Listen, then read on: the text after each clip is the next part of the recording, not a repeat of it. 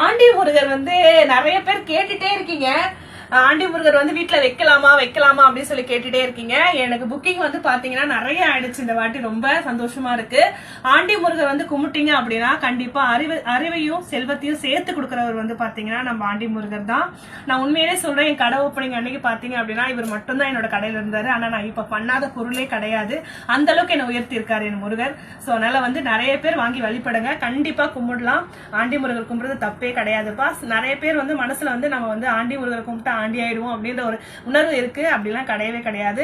இவரை பார்த்து உண்மையிலே சொல்றேன், உடம்பு சிலுக்குது எனக்கு. சோ அதனால வந்து கண்டிப்பா வேணும்ன்றவங்க ஸ்கிரீன்ஷாட் எடுத்து ஆர்டர் பிளேஸ் பண்ணிக்கோங்க. நம்ம கிட்ட ஆண்டி முருகர் சிலை மட்டும் இல்ல, நிறைய ஐட்டம்ஸ் பண்றோம்.